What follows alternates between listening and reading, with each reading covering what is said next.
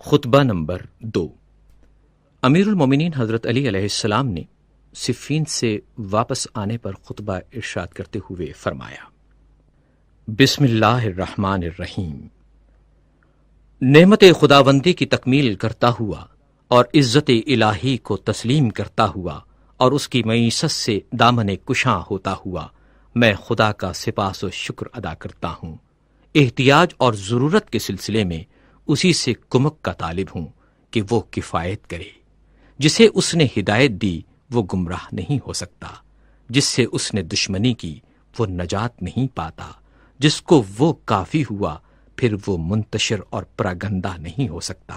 بلا شبہ شکر کا پلہ سب سے گراں ہے اور سب سے اچھا سرمایہ ہے جو جمع کیا گیا، اور میں شہادت دیتا ہوں کہ خدا کے سوا دوسرا کوئی معبود نہیں، وہ ایک ہے اور اس کا کوئی شریک و ہمتا نہیں۔ یہ وہ گواہی ہے جس کا اخلاص پرکھ لیا گیا، جس کا اعتقاد شعبہ شرک سے پاک ہے۔ زندگی بھر میں اسی سے وابستہ رہوں گا، خطرے کے مقامات اور دہشت کے اوقات کے لیے اسے محفوظ رکھوں گا، اس لیے کہ یہ شہادت ایمان کی عظیمت، احسان کا آغاز، رضائے الہی اور شیطان کو فرار پر مجبور کر دینے والی چیز ہے۔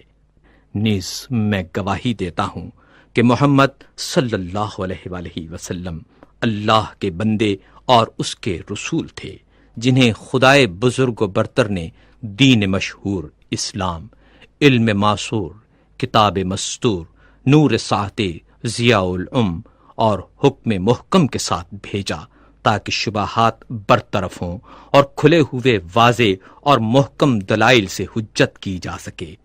آیات قرآن سے تنبیہ امم ماضیہ پر عذاب الہی سے ڈرائے، اس کا مقصد حاصل ہو۔ لوگ ایسے فتنوں میں مبتلا ہو گئے کہ دین کی رسی پارا پارا ہو گئی، ایمان و یقین کے ستون متزلزل ہو گئے، اصل دین اخلاقی مسئلہ بن گیا اور کار دین دھرم و بھرم ہو گئے۔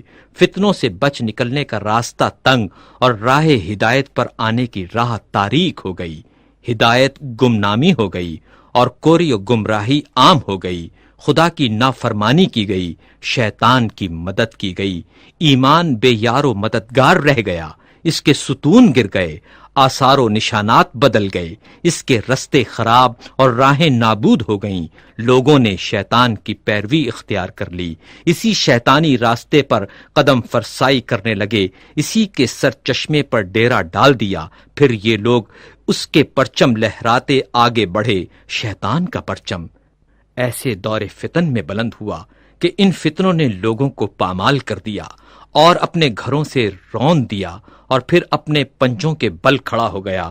تو وہ لوگ ششتر و حیران کھڑے ہیں، یہ نادان لوگ وہاں فتنے میں گرفتار تھے جو دنیا کی بہترین جگہ ہے، مکہ۔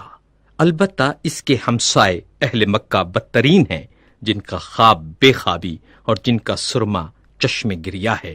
یہ سب کچھ اس سرزمین پر مکہ میں ہوا جہاں دانا کی زبان بند اور نادان باعزت و ارجمند ہیں۔